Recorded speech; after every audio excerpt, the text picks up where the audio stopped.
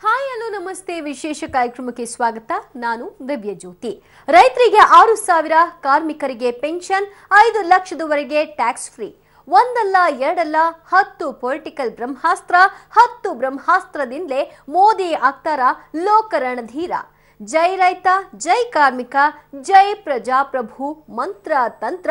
ಇದು ಈ ಹೊತ್ತಿನ ವಿಶೇಷ 10 ಪೊಲಿಟಿಕಲ್ ಬ್ರಹ್ಮಾಸ್ತ್ರ.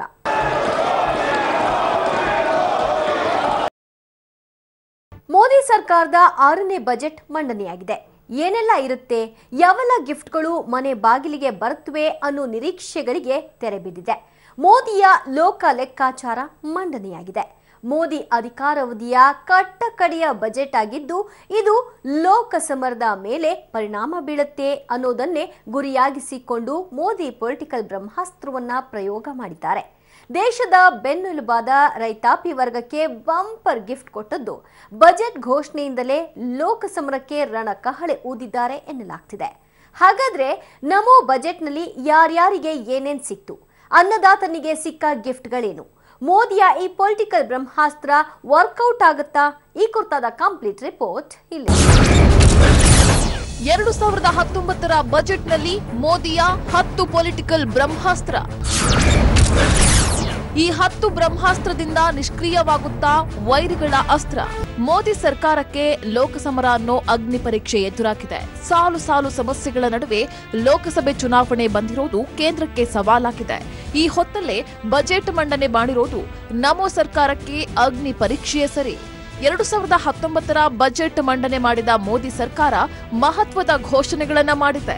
ಅದರ ಜೊತೆಯಲ್ಲೇ ಈ ಬಜೆಟ್ನಲ್ಲಿ 10 ಪೊಲಿಟಿಕಲ್ ಬ್ರಹ್ಮಾಸ್ತ್ರವನ್ನ ಬಿಡುವ ಮೂಲಕ ಲೋಕಸಮರಕ್ಕೆ ರಣಕಹಳಿಯನ್ನ ಊದಿದ್ದಾರೆ ನರೇಂದ್ರ ಮೋದಿ. ಹೌದು, ಈ ಬಜೆಟ್ನಲ್ಲಿ ಮೋದಿ ಬಿಟ್ಟಿರೋ 10 ಪೊಲಿಟಿಕಲ್ ಬ್ರಹ್ಮಾಸ್ತ್ರದಿಂದ ಚುನಾವಣೆಯಲ್ಲಿ ಮೋದಿಯೇ ಜಯಭೇರಿ ಬಾರಿಸಲಿದ್ದಾರಂತೆ.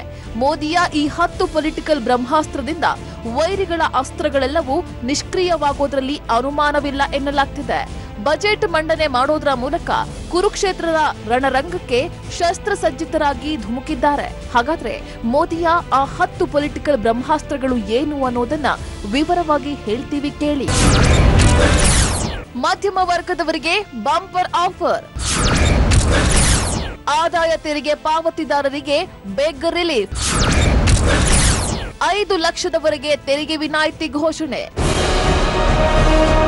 ಮೋದಿ ತಮ್ಮ ಕಟ್ಟಕಡೆಯ ಬಜೆಟ್ನಲ್ಲಿ ರೈತರನ್ನ, ಗ್ರಾಮೀಣ ಭಾರತೀಯರನ್ನ, ಮಧ್ಯಮ ವರ್ಗದವರನ್ನ, ಕಾರ್ಮಿಕರನ್ನ ಓಲೈಸುವ ದೃಷ್ಟಿಯಿಂದ ಹಲವು ಜನಪ್ರಿಯ ಘೋಷಣೆಗಳನ್ನ ಮಾಡಿದ್ದಾರೆ.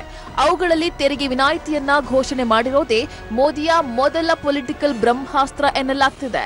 ಹೌದು, ಇದು ಮಧ್ಯಮ ವರ್ಗದ ಮತ್ತು ಮೇಲ್ಮಧ್ಯಮ ವರ್ಗದ ಜನರಿಗೆ ಮೋದಿ ಕೊಟ್ಟಿರೋ ಬಂಪರ್ ಗಿಫ್ಟ್ ಆಗಿದೆ. ಜನಸಾಮಾನ್ಯರಿಗೆ ತೆರಿಗೆ ಹೊರೆಯನ್ನ ಇಳಿಸಿ ಜನಮನ್ನಣೆಗೆ ಪಾತ್ರವಾಗಿದೆ. ಈ ಮೂಲಕ ಕೋಟ್ಯಾಂತರ ಪ್ಯಾರೆ ದೇಶವಾಸಿಗಳ ಮನದಲ್ಲಿ ಮೋದಿ ಮೋದಿ ಅನ್ನೋ ಹೆಸರು ಮಾರ್ದನಿಸುವಂತೆ ಮಾಡಿದ್ದಾರೆ. ಪೊಲಿಟಿಕಲ್ ಬ್ರಹ್ಮಾಸ್ತ್ರ. 5 ಲಕ್ಷದವರೆಗೆ ತೆರಿಗೆ ವಿನಾಯಿತಿ. 2019ರ ಬಜೆಟ್ನಲ್ಲಿ ಮೋದಿ ಸರ್ಕಾರ ಮಹತ್ವದ ಘೋಷಣೆಯನ್ನ ಮಾಡಿದೆ. ಜನಸಾಮಾನ್ಯರು ಹಾಗೂ ಮಧ್ಯಮ ವರ್ಗದವರ ತೆರಿಗೆ ದರಗಳನ್ನ ತಗ್ಗಿಸಿ ಬಂಪರ್ ಆಫರ್ ಕೊಟ್ಟಿದೆ. ವೈಯಕ್ತಿಕ ಆದಾಯ ತೆರಿಗೆ ವಿನಾಯಿತಿ ಮಿತಿಯನ್ನ 5 ಲಕ್ಷ ರೂಪಾಯಿಗಳಿಗೆ ಏರಿಕೆ ಮಾಡಿದೆ. 5 ಲಕ್ಷ ರೂಪಾಯಿವರೆಗೆ ಆದಾಯ ಉಳ್ಳವರಿಗೆ ಪೂರ್ಣ ತೆರಿಗೆ ವಿನಾಯಿತಿಯನ್ನ ಘೋಷಣೆ ಮಾಡಲಾಗಿದೆ. I propose the following changes. Individual taxpayers having taxable annual income up to rupees 5 lakhs will get full tax rebate.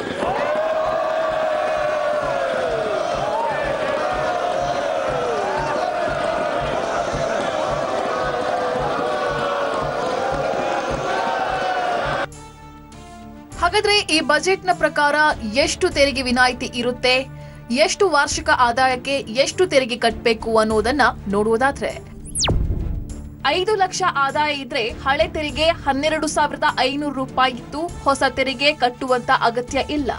ಇನ್ನು 5.5 ಲಕ್ಷ ಇದ್ರೆ 12,500 ಹಳೆ ತೆರಿಗೆ ಇತ್ತು. ಇನ್ನು ಮುಂದಿನ ದಿನಗಳಲ್ಲೂ ಕೂಡ 12,500 ರೂಪಾಯಿಯನ್ನೇ ಹೊಸ ತೆರಿಗೆಯಾಗಿ ಕಟ್ಟಬೇಕಾಗುತ್ತೆ. ಅದೇ ರೀತಿ 7.5 ಲಕ್ಷ ವಾರ್ಷಿಕ ಆದಾಯ ಇದ್ರೆ 62,500 ರೂಪಾಯಿ ಹಳೆ ತೆರಿಗೆ ಇತ್ತು. ಮುಂದಿನ ದಿನಗಳಲ್ಲಿ ಅಂದ್ರೆ ಹೊಸ ತೆರಿಗೆ 62,500 ರೂಪಾಯಿ ಇರುತ್ತೆ. ಜೊತೆಗೆ 10 ಲಕ್ಷ ಆದಾಯ ಇದ್ರೆ ಈ ಮೂಲಕ ಮಧ್ಯಮ ವರ್ಗದ ಜನರಿಗೆ ಸಿಹಿ ಮೂಟಿಯನ್ನೇ ಗಿಫ್ಟ್ ಆಗಿ ಕೊಟ್ಟಿದೆ ಮೋದಿ ಸರ್ಕಾರ. ಇಷ್ಟೇ ಅಲ್ಲ, ತೆರಿಗೆ ವಿನಾಯಿತಿ ಮಿತಿಯಲ್ಲೂ ಸಡಿಲ ಮಾಡಿ ಮತ್ತೊಂದು ಬಂಪರ್ ಆಫರ್ ಕೊಟ್ಟಿದೆ ಎನ್ಡಿಎ ಸರ್ಕಾರ. ಈ ಮುಖೇನ ಮತ್ತೊಂದು ಪೊಲಿಟಿಕಲ್ ಬ್ರಹ್ಮಾಸ್ತ್ರವನ್ನ ಬಿಟ್ಟಿದೆ. ಪೊಲಿಟಿಕಲ್ ಬ್ರಹ್ಮಾಸ್ತ್ರ 6.5 ಲಕ್ಷ ರೂಪಾಯಿವರೆಗೆ ಒಟ್ಟಾರೆ ಆದಾಯವುಳ್ಳ ವೈಯಕ್ತಿಕ ತೆರಿಗೆದಾರರು ಇನ್ನು ಮುಂದೆ ಭವಿಷ್ಯ ನಿಧಿ ಮತ್ತು ನಿರ್ದಿಷ್ಟ ಈಕ್ವಿಟಿಗಳಲ್ಲಿ ಹೂಡಿಕೆ ಮಾಡುವುದಾದರೆ ಯಾವುದೇ ತೆರಿಗೆ ಪಾವತಿಸುವ ಅಗತ್ಯವಿರೋದಿಲ್ಲ. ಅಂದ್ರೆ 5 ಲಕ್ಷ ವೇತನ ಆದಾಯ ಹಾಗೂ 1.5 ಲಕ್ಷ ರೂಪಾಯಿ ಉಳಿತಾಯ ಸೇರಿದರೆ ಒಟ್ಟು 6.5 ಲಕ್ಷ ರೂಪಾಯಿವರೆಗಿನ ವಾರ್ಷಿಕ ಆದಾಯಕ್ಕೆ ತೆರಿಗೆ ಕಟ್ಟಬೇಕಿಲ್ಲ. ಕಾರ್ಮಿಕರಿಗೆ ಪೆನ್ಷನ್ ಗಿಫ್ಟ್, ಗ್ರಾಚ್ಯುಟಿ ಅಮೌಂಟ್ ಏರಿಕೆ. ಕಾರ್ಮಿಕ ವರ್ಗವನ್ನ ಓಲೈಕೆ ಮಾಡೋ ನಿಟ್ಟಿನಲ್ಲಿ ಈ ಬಜೆಟ್ನಲ್ಲಿ ಮೋದಿ ಸರ್ಕಾರ ಎಡವಿಲ್ಲ. ನಮೋ ಸರ್ಕಾರದ ವಿರುದ್ಧ ಪ್ರತಿಭಟನೆಯನ್ನ ಮಾಡ್ತಾ ಇದ್ದ ಕಾರ್ಮಿಕ ಸಮುದಾಯ ಮೋದಿಗೆ ಚಪ್ಪಾಳೆ ತಟ್ಟಿ ಶಿಳ್ಳೆ ಹೊಡೆಯುವಂತಹ ಬಂಪರ್ ಆಫರ್ ಕೊಟ್ಟಿದ್ದಾರೆ ಮೋದಿ. ಯಾಕಂದ್ರೆ ಅಸಂಘಟಿತ ಕಾರ್ಮಿಕರಿಗೆ ಪೆನ್ಷನ್ ಗಿಫ್ಟ್ ಕೊಡೋ ಮೂಲಕ ಗ್ರಾಚ್ಯುಟಿ ಅಮೌಂಟ್ ಏರಿಕೆ ಮಾಡಿ ಕಾರ್ಮಿಕ ಸಂಘವನ್ನು ಖುಷಿಯಾಗುವಂತೆ ಮಾಡಿದ್ದಾರೆ. ಪ್ರಧಾನ ಮಂತ್ರಿ ಶ್ರಮಜ್ಯೋತಿ ಮಾನ್ಧನ್ ಯೋಜನೆ ಜಾರಿ ಮಾಡೋ ಮೂಲಕ ಕಾರ್ಮಿಕ ವರ್ಗಕ್ಕೂ ಸಿಹಿ ಕೊಟ್ಟಿದ್ದಾರೆ. ಪೊಲಿಟಿಕಲ್ ಬ್ರಹ್ಮಾಸ್ತ್ರ, ಕಾರ್ಮಿಕರಿಗೆ ಭರ್ಜರಿ ಗಿಫ್ಟ್. ಅಸಂಘಟಿತ ವಲಯದ ಕಾರ್ಮಿಕರಿಗೆ ಕೇಂದ್ರದಿಂದ ವಿಶೇಷ ಸವಲತ್ತುಗಳನ್ನು ಒದಗಿಸಲಾಗಿದೆ. ಕಾರ್ಮಿಕರ ಪಿಂಚಣಿ ಪ್ರಮಾಣದಲ್ಲಿ ಹೆಚ್ಚಳ ಮಾಡಲಾಗಿದೆ. ಗ್ರಾಚ್ಯುಟಿ ಮಿತಿಯನ್ನ 10 ಲಕ್ಷ ರೂಪಾಯಿಗಳಿಂದ 30 ಲಕ್ಷ ರೂಪಾಯಿಗಳಿಗೆ ಹೆಚ್ಚಿಸಲಾಗಿದೆ. ಕಾರ್ಮಿಕರ ಬೋನಸ್ 7,000 ರೂಪಾಯಿಗೆ ಏರಿಕೆ ಮಾಡಲಾಗಿದೆ. ಕೆಲಸದ ಅವಧಿಯಲ್ಲಿ ಮೃತಪಟ್ಟರೆ 6 ಲಕ್ಷದವರೆಗೆ ಪರಿಹಾರ ಘೋಷಣೆ ಮಾಡಲಾಗಿದೆ. ಈ ಯೋಜನೆಯಿಂದ 15,000ದಷ್ಟು ವರಮಾನ ಇರುವ ಅಸಂಘಟಿತ ಕಾರ್ಮಿಕರಿಗೆ ಲಾಭವಾಗಲಿದೆ. ಅಷ್ಟೇ ಅಲ್ಲದೆ ಪ್ರಧಾನ ಮಂತ್ರಿ ಶ್ರಮಜ್ಯೋತಿ ಮಾನ್ಧನ್ ಯೋಜನೆ ಮೂಲಕ 60 ವರ್ಷದ ಬಳಿಕ ಪ್ರತಿ ತಿಂಗಳಿಗೆ 3,000 ರೂಪಾಯಿಗಳ ಪಿಂಚಣಿಯನ್ನು ನೀಡುವ ಯೋಜನೆಯನ್ನ ಘೋಷಣೆ ಮಾಡಲಾಗಿದೆ. ಈ ರೀತಿ ಕಾರ್ಮಿಕ ವರ್ಗವನ್ನ ಖುಷ್ ಮಾಡೋ ಮೂಲಕ ಮೂರನೇ ಪೊಲಿಟಿಕಲ್ ಬ್ರಹ್ಮಾಸ್ತ್ರವನ್ನ ಬಿಟ್ಟಿದ್ದಾರೆ ಮೋದಿ. ಈ ಎಲ್ಲಾ ಅಸ್ತ್ರಗಳು ಮೋದಿಯನ್ನ ಮತ್ತೆ ಪ್ರಧಾನಿಯನ್ನಾಗಿ ಮಾಡುವಲ್ಲಿ ಕೆಲಸ ಮಾಡ್ತಾವೆ ಅಂತ ವಿಶ್ಲೇಷಣೆ ಮಾಡಲಾಗ್ತಿದೆ. ಈ ಅಸ್ತ್ರಗಳ ಮೂಲಕವೇ ಪ್ಯಾರೆ ದೇಶವಾಸಿಗಳ ಮನಗೆದ್ದು ವಿರೋಧಿಗಳ ಅಸ್ತ್ರವನ್ನ ನಿಷ್ಕ್ರಿಯ ಮಾಡಿ ಮತ್ತೆ ಅಧಿಕಾರದ ಗದ್ದುಗೆಯನ್ನ ಮೋದಿ ಏರಲಿದ್ದಾರೆ ಎನ್ನಲಾಗ್ತಿದೆ. ಮೋದಿ ಸರ್ಕಾರ ಮಂಡನೆ ಮಾಡಿರೋ ಬಜೆಟ್ನಲ್ಲಿ ಇರುವಂತಹ 3 ಬ್ರಹ್ಮಾಸ್ತ್ರಗಳಂತೆಯೇ ಇನ್ನು 7 ಬ್ರಹ್ಮಾಸ್ತ್ರಗಳನ್ನ ಮೋದಿ ತಮ್ಮ ಬತ್ತಳಿಕೆಯಲ್ಲಿ ಇಟ್ಕೊಂಡಿದ್ದಾರೆ. ಆ ಅಸ್ತ್ರಗಳಿಂದ ದೇಶದ ಜನರ ಮನ ಗೆಲ್ಲೋದ್ರ ಜೊತೆಯಲ್ಲಿ ಅನ್ನದಾತನಿಗೆ ನೆರವಾಗಿದ್ದಾರೆ. ಅದ್ ಹೇಗೆ ಅಂತ ನೋಡೋಣ ಈ ರಿಪೋರ್ಟ್ ನಲ್ಲಿ. ಪಂಚ ಸಮರದಲ್ಲಿ ಸೋತ ಬೆನ್ನಲ್ಲೇ ಲೋಕಸಮರ ಬೇರೆ ಬರ್ತಾ ಇರೋದ್ರಿಂದ ಮತದಾರರನ್ನ ಓಲೈಸಲು ನಾನಾ ಘೋಷಣೆಗಳನ್ನ ಮಾಡಿದ್ದಾರೆ. ರೈತರನ್ನ ಓಲೈಸೋ ದೃಷ್ಟಿಯಿಂದ ಹಲವು ಜನಪ್ರಿಯ ಘೋಷಣೆಗಳನ್ನ ಮಾಡಿದೆ ಮೋದಿ ಸರ್ಕಾರ. ಸಂಪೂರ್ಣವಾಗಿ ಈ ಬಜೆಟ್ ರೈತ ಬಜೆಟ್ ಅಂತಾನೆ ಹೇಳಲಾಗ್ತಿದೆ. ರೈತರ ಬಾಯಿಗೆ ಸಿಹಿ ಬೂಂದಿ ಕೊಟ್ಟು ಪೊಲಿಟಿಕಲ್ ಬ್ರಹ್ಮಾಸ್ತ್ರವನ್ನ ಮೋದಿ ಪ್ರಯೋಗ ಮಾಡಿದ್ದಾರೆ ಎನ್ನಲಾಗ್ತಿದೆ. ಮಂಡನೆಯಾಯಿತು ನಮೋ ಸರ್ಕಾರದ 6ನೇ ಬಜೆಟ್. ಅನ್ನದಾತನ ಬಾಯಿಗೆ ಚಾಕೊಲೇಟ್. ಅನ್ನದಾತನ ಅಕೌಂಟ್ಗೆ ನಮೋ ಸರ್ಕಾರದಿಂದ ನೇರ ನಗದು. 5 ಎಕರೆವರೆಗೆ ಕೃಷಿ ಭೂಮಿಯ ರೈತರಿಗೆ 6,000 ರೂಪಾಯಿ. ಈ ಬಜೆಟ್ನಲ್ಲಿ ರೈತ ವರ್ಗಕ್ಕೆ ಬಂಪರ್ ಆಫರ್ ಕೊಟ್ಟಿದ್ದಾರೆ. ಕೃಷಿಕರ ಅಕೌಂಟ್ಗೆ ನೇರವಾಗಿ ಸರ್ಕಾರವೇ ಹಣ ಹಾಕುವ ಯೋಜನೆಯನ್ನ ಘೋಷಣೆ ಮಾಡಿದ್ದಾರೆ. ಇದು ರೈತ ವರ್ಗದಲ್ಲಿ ಸಂತಸವನ್ನ ಹೆಚ್ಚಿಸಿದೆ. ಹೌದು, ಮೋದಿ ಅಕೌಂಟ್ಗೆ ದುಡ್ಡು ಹಾಕ್ತಾರೆ ಅಂತ ಹೇಳೋದಷ್ಟೇ, 1 ರೂಪಾಯಿನೂ ಬರಲೇ ಇಲ್ಲ ಅಂತ ಮಾತನಾಡೋರ್ಗೆ ಬಜೆಟ್ನಲ್ಲಿ ಯೋಜನೆಯನ್ನ ಘೋಷಣೆ ಮಾಡೋ ಮೂಲಕ ಅಂತವರ ಬಾಯಿ ಮುಚ್ಚಿಸಿದ್ದಾರೆ. 2019ರ ಬಜೆಟ್ನಲ್ಲಿ ಪ್ರಧಾನ ಮಂತ್ರಿ ಕಿಸಾನ್ ಸಮ್ಮಾನ್ ಯೋಜನೆಯನ್ನ ಘೋಷಣೆ ಮಾಡಿದ್ದಾರೆ. ಮೋದಿ ಪೊಲಿಟಿಕಲ್ ಬ್ರಹ್ಮಾಸ್ತ್ರ 4. ಪ್ರಧಾನ ಮಂತ್ರಿ ಕಿಸಾನ್ ಸಮ್ಮಾನ್ ಯೋಜನೆ. ಎನ್ಡಿಎ ಸರ್ಕಾರದ 2019ರ ಬಜೆಟ್ನಲ್ಲಿ ರೈತ ವರ್ಗಕ್ಕೆ ಬಂಪರ್ ಆಫರ್ ಕೊಟ್ಟಿದೆ. ಕೃಷಿ ಆದಾಯವನ್ನ ದ್ವಿಗುಣಗೊಳಿಸುವ ಉದ್ದೇಶದಿಂದ ಎನ್ಡಿಎ ಸರ್ಕಾರ ಈ ಬಜೆಟ್ನಲ್ಲಿ ಪ್ರಧಾನ ಮಂತ್ರಿ ಕಿಸಾನ್ ಸಮ್ಮಾನ್ ಯೋಜನೆಯನ್ನ ಘೋಷಣೆ ಮಾಡಿದೆ. ಈ ಯೋಜನೆಯ ಮೂಲಕ 2 ಹೆಕ್ಟೇರ್ಗಳವರೆಗಿನ ಭೂಮಿ ಹೊಂದಿದ ರೈತರಿಗೆ ವಾರ್ಷಿಕ 6,000 ರೂಪಾಯಿಗಳನ್ನ ನೇರ ವರ್ಗಾವಣೆ ಮಾಡಲಿದೆ ಮೋದಿ ಸರ್ಕಾರ. 3 ಕಂತುಗಳಲ್ಲಿ 2,000 ರೂಪಾಯಿಗಳಂತೆ ರೈತರ ಖಾತೆಗೆ ನೇರವಾಗಿ ಹಣ ಜಮಾವಣೆಯಾಗಲಿದೆ. 12 ಕೋಟಿ ರೈತ ಕುಟುಂಬಗಳು ಈ ಯೋಜನೆಯ ಲಾಭವನ್ನ ಪಡೆಯಲಿವೆ. 753,000 ಕೋಟಿ ರೂಪಾಯಿಗಳನ್ನ ಈ ಯೋಜನೆಗಾಗಿ ಮೀಸಲಿಡಲಾಗಿದೆ. ಹೌದು, ಅನ್ನದಾತ ದೇಶದ ಬೆನ್ನೆಲುಬು ಅಂತಾರೆ. ಆದ್ರೆ ಅನ್ನದಾತನ ಕಷ್ಟಕ್ಕೆ ಆತನ ಕಷ್ಟಕ್ಕೆ ಹೆಗಲು ಕೊಡೋ ಉದ್ದೇಶದಿಂದ ರೈತ ವರ್ಗಕ್ಕೆ ಮತ್ತೊಂದು ಬಂಪರ್ ಆಫರ್ ಕೊಟ್ಟಿದ್ದಾರೆ ಮೋದಿ. ಮೋದಿ ಪೊಲಿಟಿಕಲ್ ಬ್ರಹ್ಮಾಸ್ತ್ರ 5. ರೈತರ ಸಾಲಕ್ಕೆ ಬಡ್ಡಿ ವಿನಾಯಿತಿ. ಬೆಳೆ ಸಾಲಗಳ ಪುನಾರಚನೆ ಮೂಲಕ ಪ್ರಕೃತಿ ವಿಕೋಪಗಳಿಂದ ತೀವ್ರ ಹಾನಿಗೊಳಗಾದ ಎಲ್ಲಾ ರೈತರಿಗೆ ಶೇಕಡಾ 2% ಬಡ್ಡಿ ಮನ್ನಾ ಹಾಗೂ ಕಂತುಗಳನ್ನು ಸಕಾಲದಲ್ಲಿ ಕಟ್ಟುವವರಿಗೆ ಇನ್ನೂ ಶೇಕಡಾ 3% ಬಡ್ಡಿ ಮನ್ನಾ ಮಾಡುವ ಯೋಜನೆಯನ್ನ ಈ ಬಜೆಟ್ನಲ್ಲಿ ಘೋಷಣೆ ಮಾಡಲಾಗಿದೆ.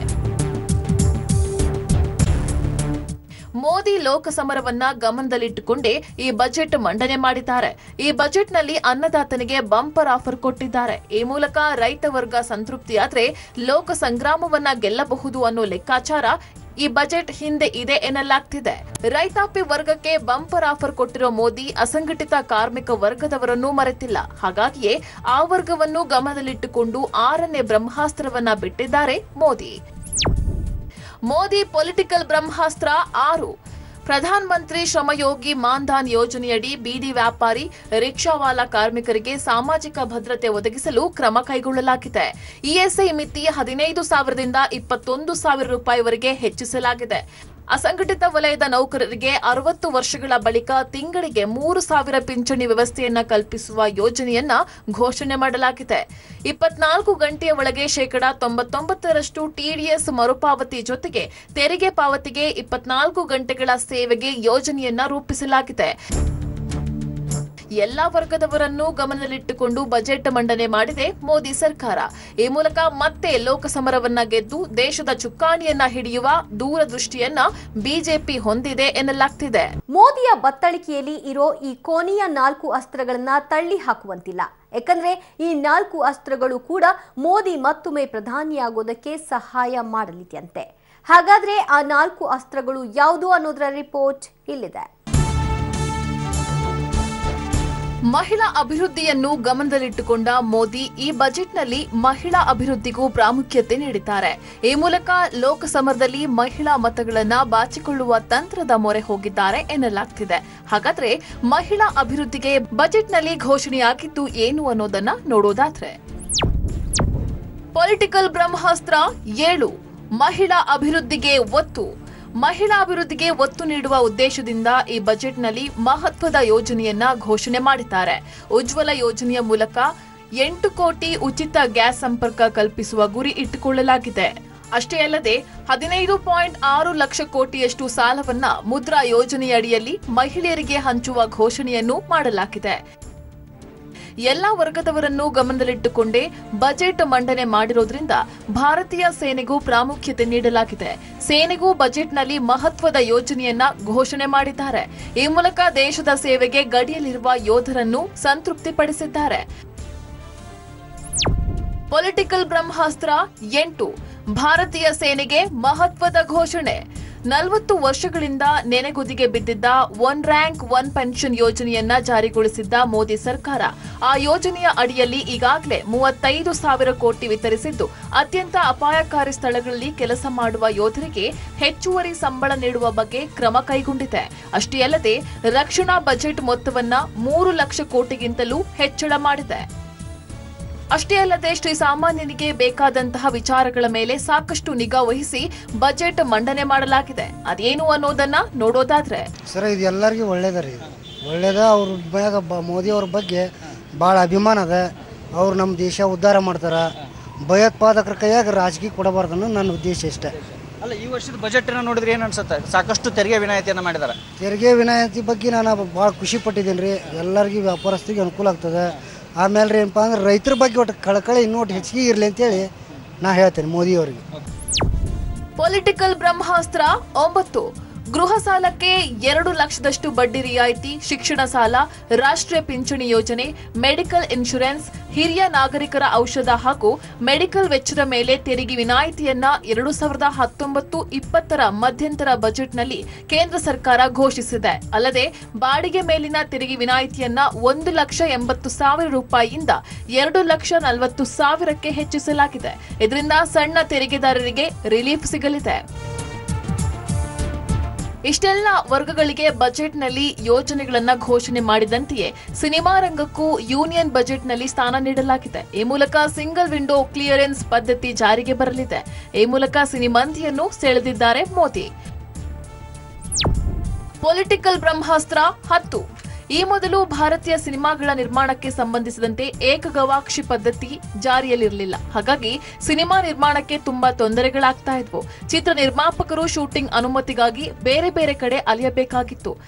ಇದರಿಂದ ಸಹಜವಾಗಿ ಹಾಗೂ ಖರ್ಚು ಜಾಸ್ತಿ ತಗಲ್ತಾ ಇತ್ತು. ಆದರೆ ವಿದೇಶಿ ಚಿತ್ರಗಳ ನಿರ್ಮಾಣಕ್ಕೆ ಸಿಂಗಲ್ ವಿಂಡೋ ಪದ್ಧತಿ ಜಾರಿಯಲ್ಲಿತ್ತು. ಈ ಬಜೆಟ್ ಮೂಲಕ ಆ ಪದ್ಧತಿಯನ್ನ ಭಾರತೀಯ ಸಿನಿಮಾ ನಿರ್ಮಾಣಕ್ಕೂ ತರಲು ಘೋಷಣೆ ಮಾಡಲಾಗಿದೆ. For ease of shooting films, earlier available only to foreigners, is now going to be made available to Indian filmmakers as well. Regulatory provisions will rely more on self-declaration. We will also introduce anti-camcording provisions in the Cinematograph Act to control the menace of piracy. ಇದೆಲ್ಲದರ ಜೊತೆಯಲ್ಲಿ ಇಷ್ಟು ವರ್ಷದ ಆಡಳಿತದಲ್ಲಿ ಆಗಿರುವಂತದ್ದು ಹಾಗೂ ಮುಂದಿನ ಯೋಜನೆಗಳ ಬಗ್ಗೆ ಬಜೆಟ್ ಮಂಡನೆ ವೇಳೆ ಹೇಳಲಾಗಿದೆ. ಇದು ಲೋಕ ಚುನಾವಣೆಗೆ ರಣಕಹಳಿಯನ್ನ ಊದಿರುವಂತಿದೆ. ಈ ಎಲ್ಲಾ ಅಸ್ತ್ರಗಳಿಂದ ಮೋದಿ ಮತ್ತೆ ಪ್ರಧಾನಿಯಾಗ್ತಾರೆ ಅನ್ನೋದು ಕೇಸರಿ ಕೋಟೆಯ ಕಾನ್ಫಿಡೆನ್ಸ್ ಆಗಿದೆ. ಸಾಕಷ್ಟು ಕುತೂಹಲ ಮೂಡಿಸಿದ ಮೋದಿ ಲೆಕ್ಕ ಮಂಡನೆಯಾಗಿದೆ. ಈ ಲೆಕ್ಕಾಚಾರ ಲೋಕಸಮರದಲ್ಲಿ ಮೋದಿಯನ್ನ ಕೈ ಹಿಡಿಯಲಿದೆಯಾ ಇಲ್ವಾ ಅನ್ನೋದನ್ನ ಕಾದು ನೋಡಬೇಕಿದೆ. ಇದು ಈ ಹೊತ್ತಿನ ವಿಶೇಷ. ನೆನಪಲ್ಲಿ ನ್ಯೂಸ್ ಅಂದ್ರೆ ಪಬ್ಲಿಕ್ ಟಿವಿ.